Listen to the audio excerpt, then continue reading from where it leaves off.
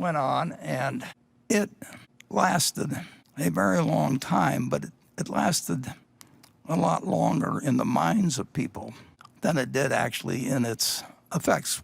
World War II came along, and on sort of an involuntary manner, we adopted Keynesianism. We started running fiscal deficits, of course, that were absolutely huge, and took our debt up to a percentage of GDP, which we've never reached, had never reached before, and never have reached since. We had an enormous economic recovery, but the minds of people had been so scarred, the memories. Parents told their children. 1929 became a symbol in people's minds. I mean, if you said 1929, it was like saying 1776 or 1492. I mean, everybody knew exactly what you were talking about.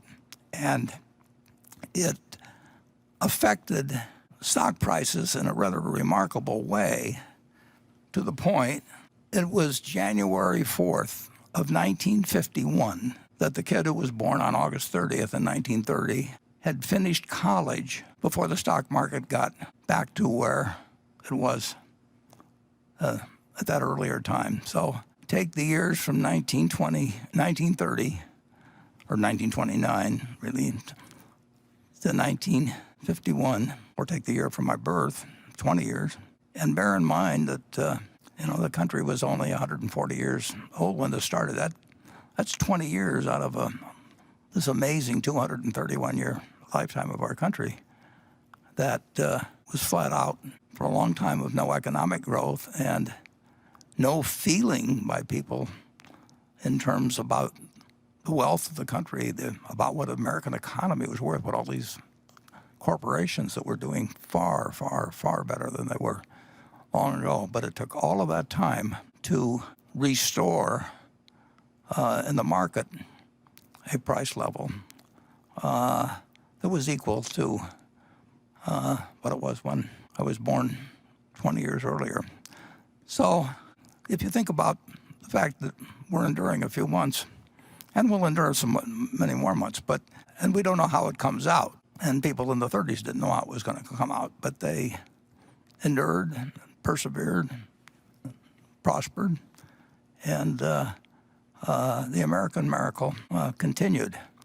But it's interesting in that I actually don't have a slide for the next one, because last night I was thinking, after all the slides had been prepared, I was actually thinking about this a little bit, and I remembered that at the start of 1954, the stock market the Dow was only at about 280. And I remember 1954 because it was the best year I ever had in the stock market. The Dow went from essentially, 280 or thereabouts at the start of the year to a little over 400 at the end of the year. When it went to 400, when it crossed 381, that famous figure from 1929, when it went to 400, and this will be hard for some of you to believe, but everybody wondered, is this 1929 all over again? And that seems a little far-fetched, because it was a different country in 1954.